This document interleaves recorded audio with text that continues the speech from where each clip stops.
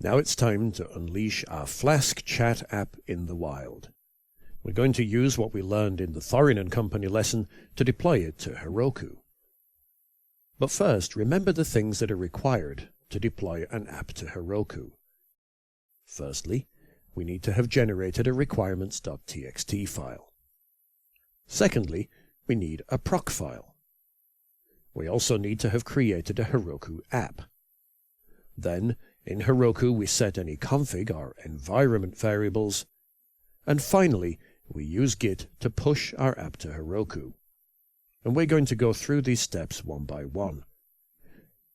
But first, I want to modify my run.py file to get it ready for deployment.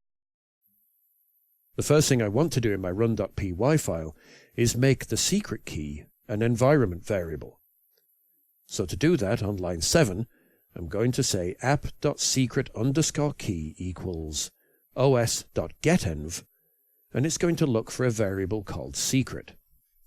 I'm going to leave random string 123 in there as the second argument, because this becomes the default value if Flask can't find a variable called secret.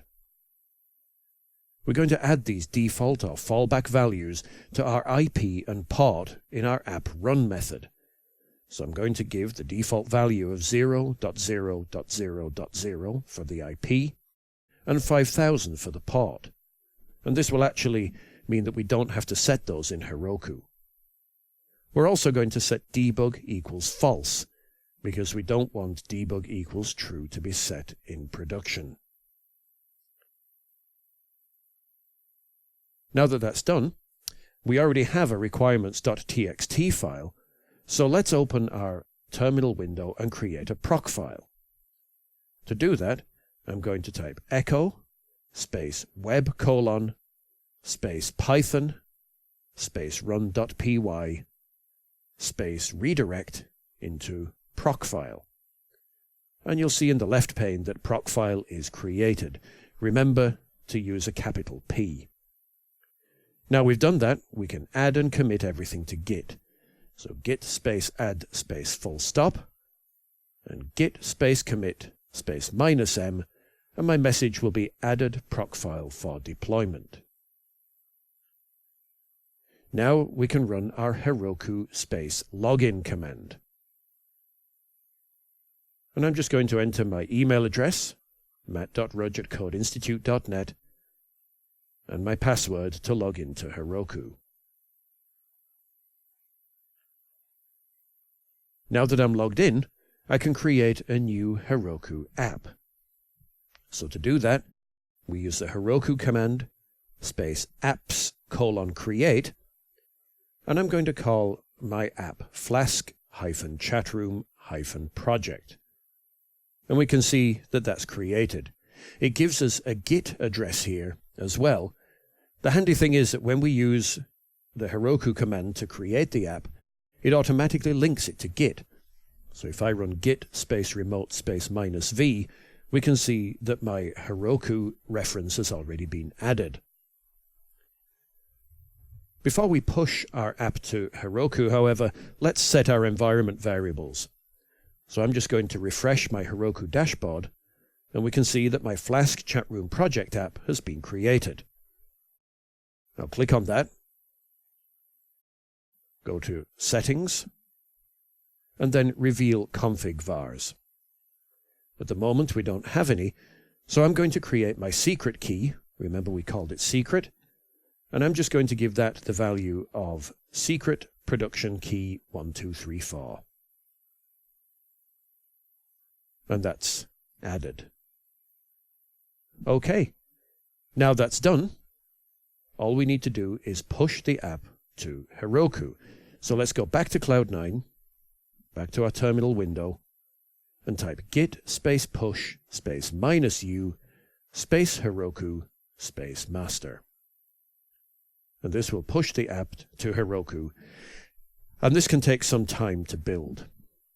First of all, it needs to build the source and then install everything from our requirements.txt file.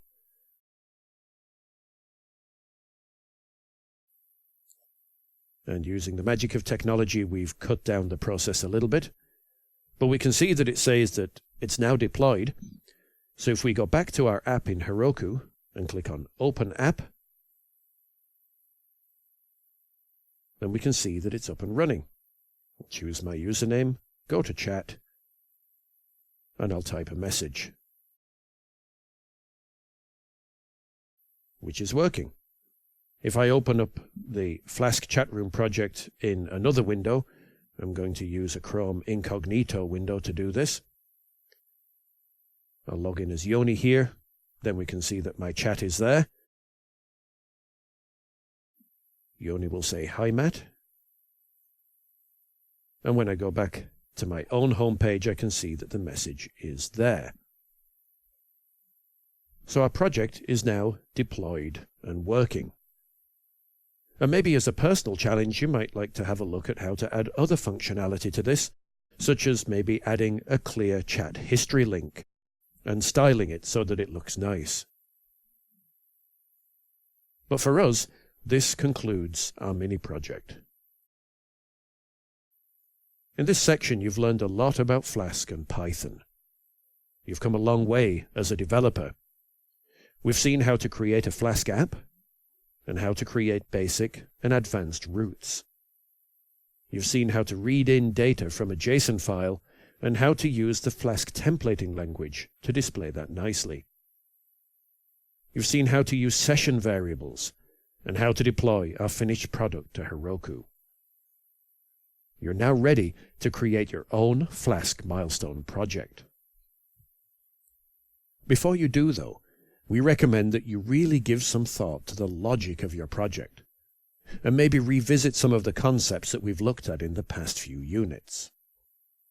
For example, you've seen how to use session variables, which are great for temporary storage. Below this video, we've included a link to a basic Flask quiz game, which will help you to understand how you could use session variables to keep track of your high score. Well done for completing the practical Python module of the course.